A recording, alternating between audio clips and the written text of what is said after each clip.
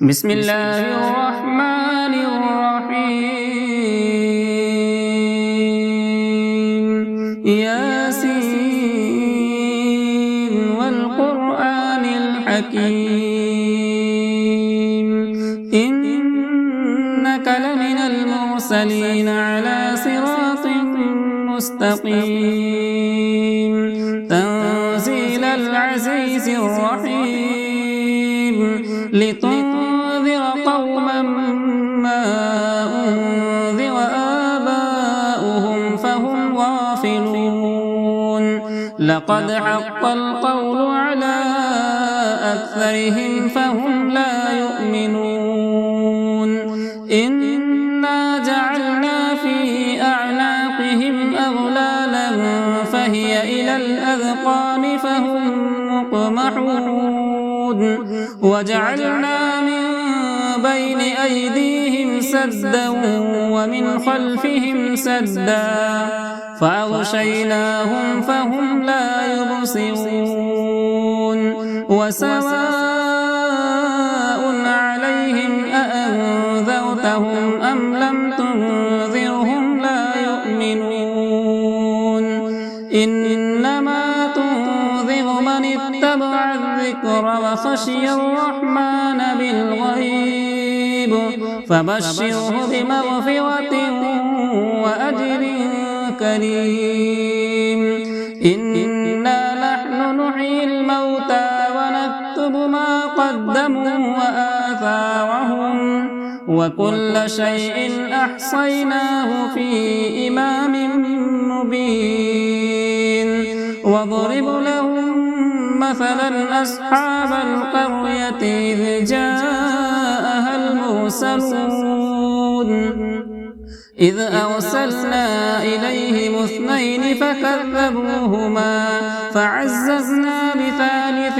فقالوا إنا إليكم مرسلون قالوا ما أنتم إلا بشر مثلنا وما أنزل الرحمن من شيء إن أنتم إلا تكذبون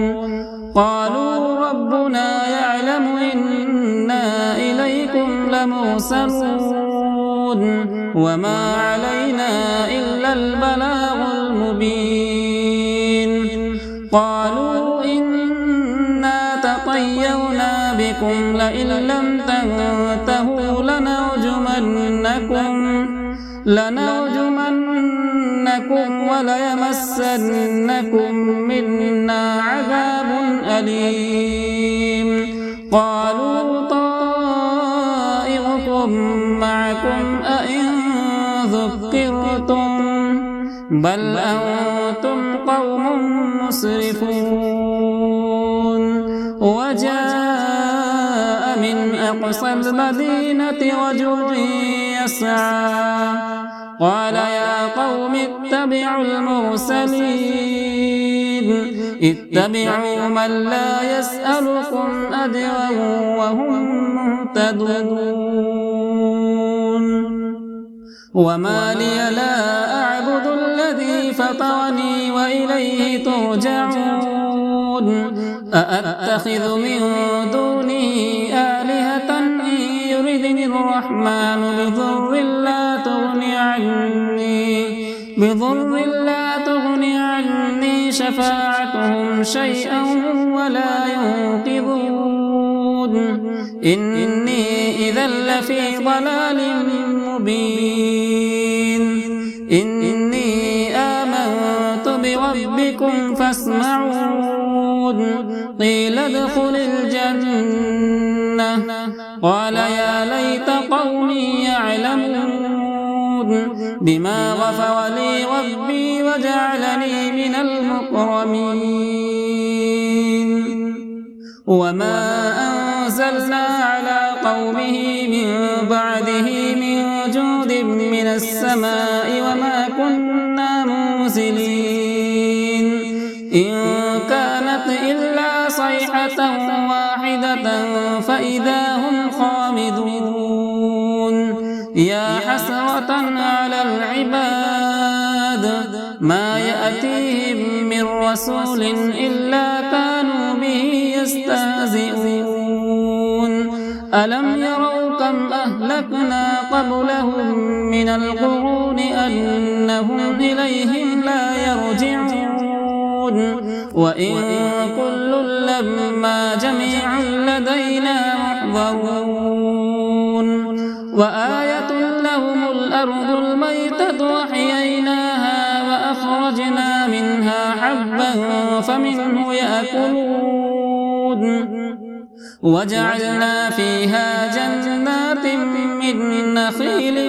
وأعناب وفجرنا فيها من العيون ليأكلوا من ثمره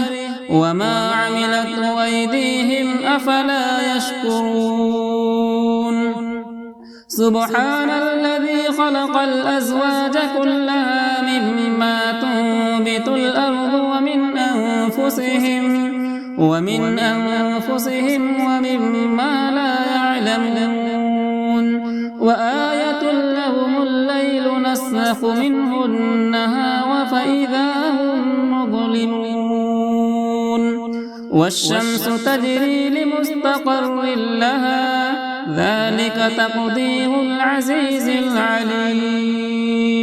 والقمر قدرناه منازل حتى عاد كالعرجون القديم لا الشمس ينبغي لها أن تدرك القمر ولا الليل سابق النهار وكل في فلك يسبحون وآية لهم أنا حملنا ذريتهم في الفلك المشحون وخلقنا لهم من مثله ما يركبون وإن نشأ نغرقهم فلا صريخ لهم ولا هم ينقذون إلا رحمة منا ومتاعا إلى حين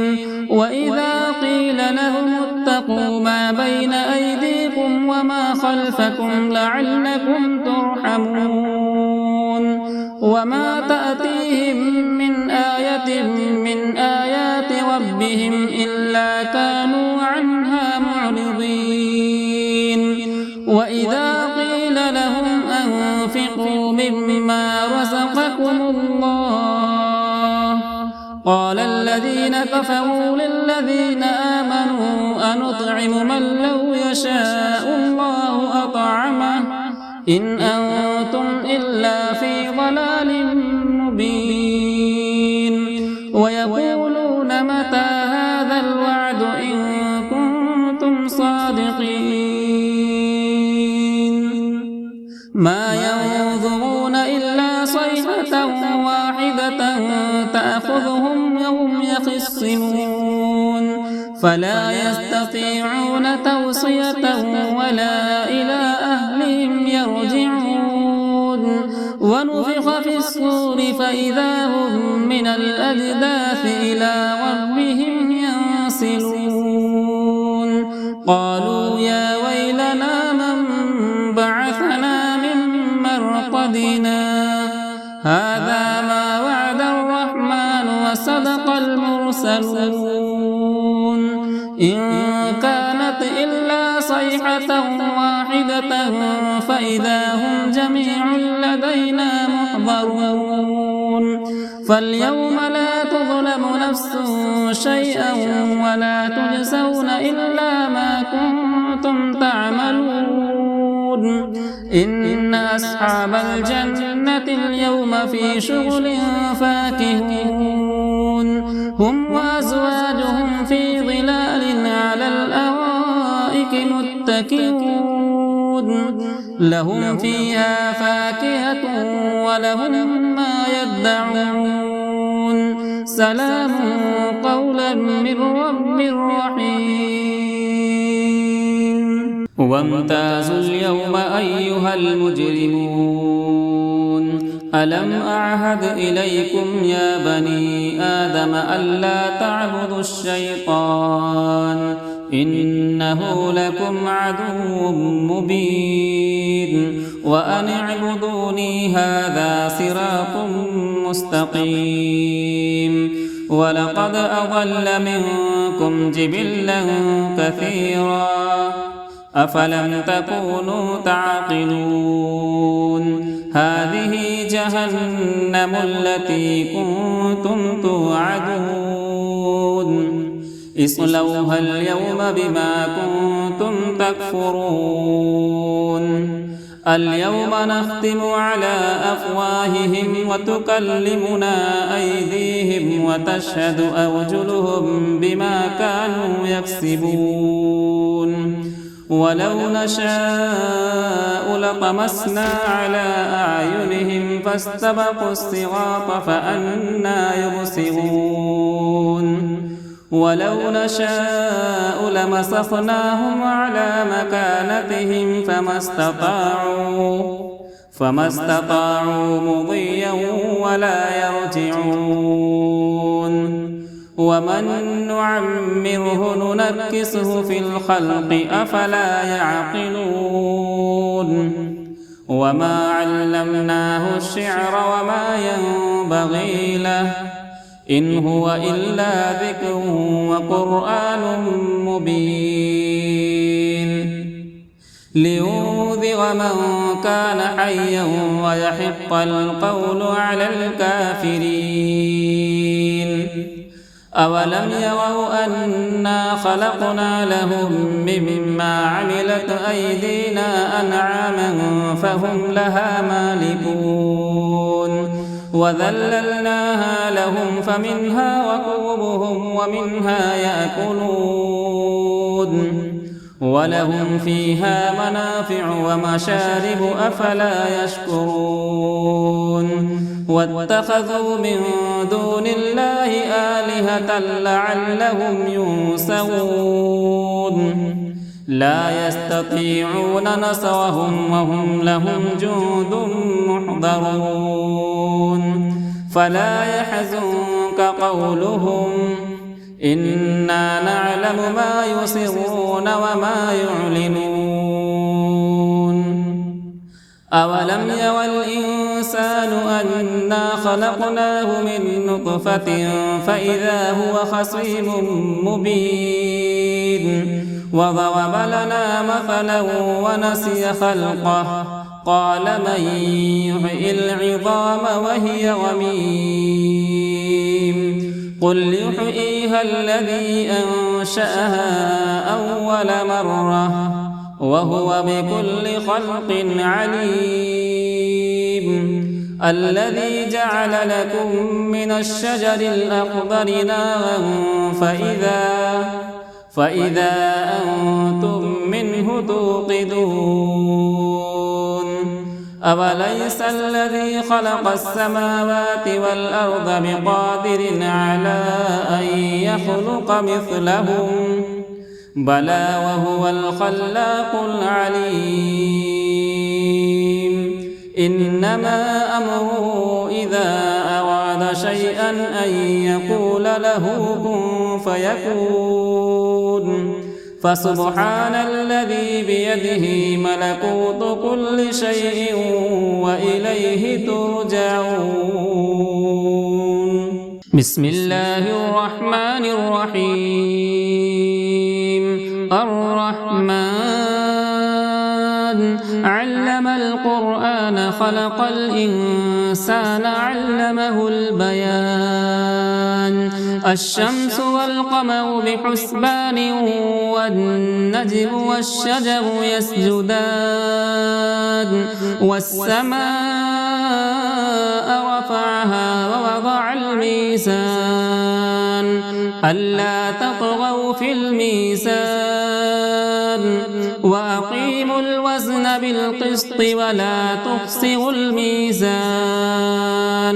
والأرض وضعها للأنام فيها فاكهة والنخل ذات الأكمام والحب ذو العصف والريحان فبأي آلاء ربكما تكذبان خلق الإنسان من صلصال كالفخار وخلق الجان من مارج من نار فبأي آلاء ربكما تكذبان رب المشرقين ورب المغربين فبأي آلاء ربكما تكذبان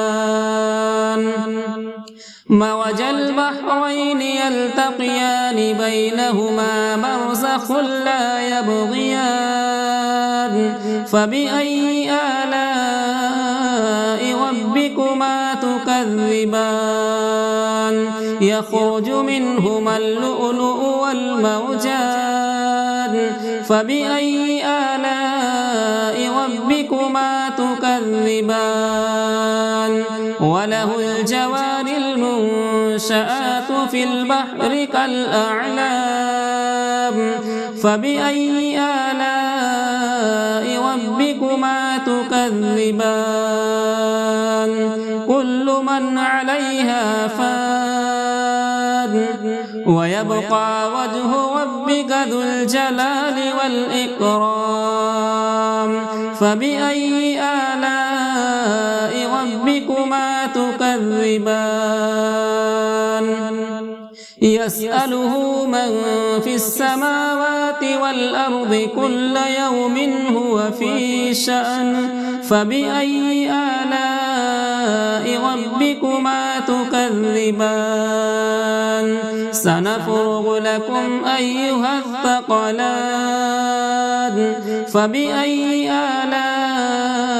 ربكما تكذبان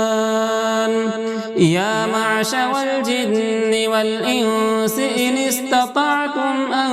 تنفذوا من أقطار السماوات والأرض فانفذوا لا تنفذون إلا بسلطان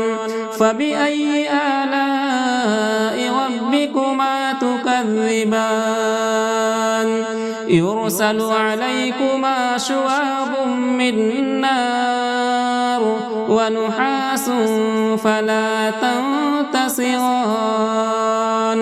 فبأي آلاء ربكما تكذبان فإذا انشقت السماء فكانت وردة كالدهان فبأي آلاء ربكما تكذبان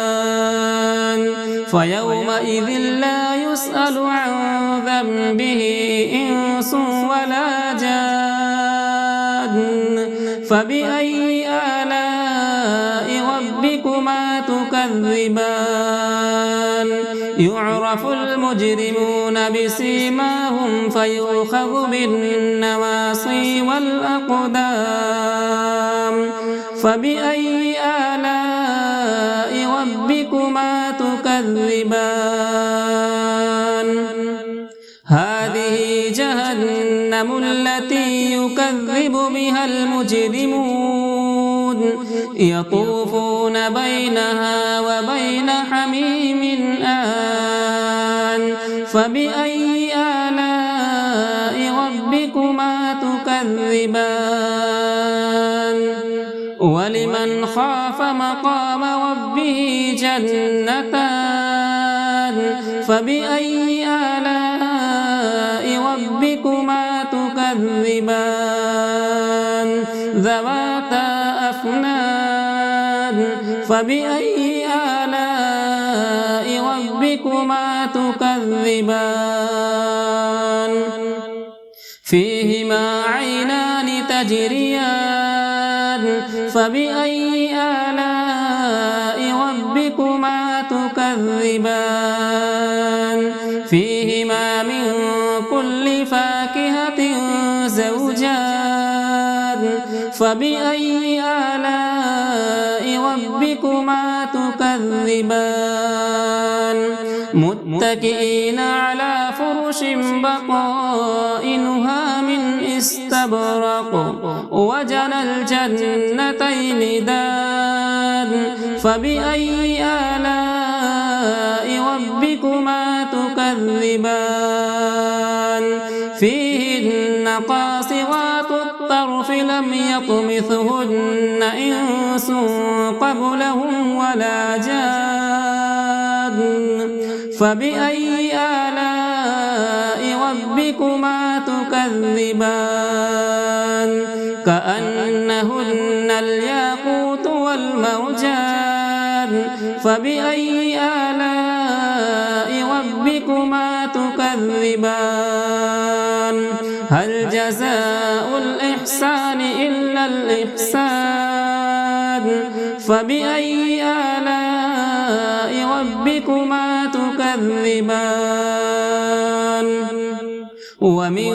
دونهما جنتان فبأي آلاء ربكما تكذبان مدهامتان فبأي آلاء ربكما تكذبان فيهما عينان نضاختان فبأي آلاء ربكما تكذبان فيهما فاكهة ونخل ورمان فبأي آلاء ربكما تكذبان فيهن خيرات حسان فبأي آلاء ربكما تكذبان حور مقصورات في الخيام فبأي آلاء ربكما تكذبان لم يطمثهن إنس قبلهم ولا جان فبأي آلاء ربكما تكذبان متكئين على رفرف خضر وعبقري حسان فبأي آلاء ربكما تكذبان تبارك اسم ربك ذي الجلال والإكرام